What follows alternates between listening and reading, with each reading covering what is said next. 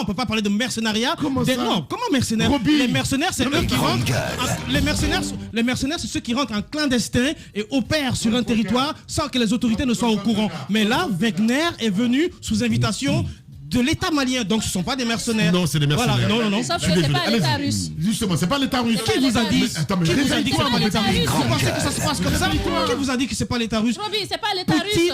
Poutine est plus intelligent que Macron, je vais vous dire. Poutine sait ce qu'il fait. Poutine est dans la même lignée que le président chinois, qui eux sont pas dans les grandes déclarations de fête des Nations Unies. Les Français aiment bien le micro, prendre le micro, parler, tourner la langue, nous bassiner avec les gros mots du dictionnaire.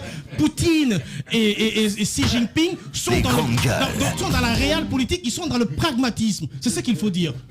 Alors, les grandes gueules. Non, mais je veux quand même appuyer ça. Il ne faut pas penser que Wagner, c'est pas, il n'y a pas l'État derrière. Non, c'est impossible. Non, je pense que c'est une erreur de penser ça. Vous connaissez d'abord, premièrement, parce que vous connaissez. Je pense que le démon est dans ce studio ce matin. Je pense que c'est Roby le démon. Oui, c'est lui le démon. Oui. Bon, donc, je comprends pas. Sincèrement, les grandes gueules. Mais c'est la totale.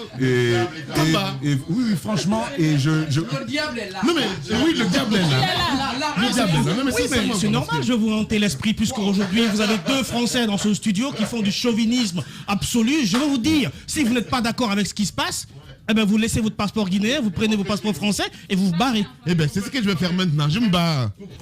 Dans certaines familles, Tamba, permets que j'explique. Voilà, c'est bon, j'ai fermé. Quand vous volez à une personne sa langue, il parle même pas bien Pelé. Il parle même pas bien Pelé. C'est juste que là. Ça, c'est l'hôpital qui se moque de la charité. Il fait du nationalisme inutile. Il parle même pas bien Pelé. Roby, toi-même, ta langue, c'est quoi? C'est le Pelé. Et tu parles? Oui.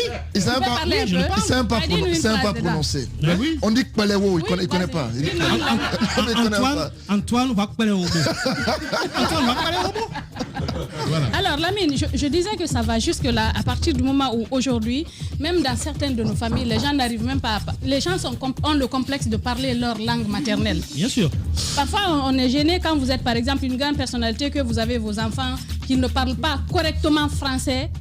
Mieux que leur langue. Je pense que tout est parti de là. Ça n'a pas commencé aujourd'hui. Parce que, est-ce que l'Afrique doit continuer à subir... Et d'ailleurs, Madame Hiro, je suis tellement d'accord avec toi que je vais te raconter une histoire comme ça. Tu as un de tes cousins qui est venu des États-Unis complètement perdu, je sais pas. Il envoie ses enfants au restaurant et puis il leur dit Anyama Chiki. Bah attends, Anyama Chiki, ça veut dire quoi? Soit tu parles peu, oui, même Anyama Gerto. C'est comme ça on dit. Donc, je pense qu'il faut qu'on sorte de ces histoires de. De toute façon, dont tu Gerto là, faut pas trop choquer un Gerto. C'est Gerto, c'est pas Gerto. Ouais, enfin, l'un dans l'autre. Bien, il est devenu fou, Robien. Il est devenu fou. Vous avez parlé d'universalisme à la française.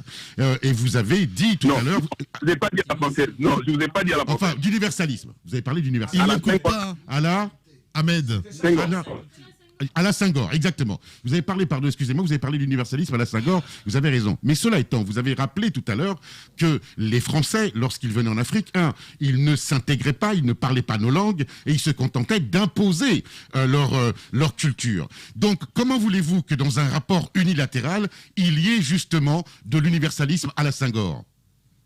Non, encore une fois, vous dites des choses que je n'ai jamais dites. Et je répète ce que j'ai dit, en disant aujourd'hui que dans mon rapport avec le blanc et le français, moi j'ai l'avantage de parler sa langue, de connaître sa culture, de connaître sa psychologie, de connaître son environnement.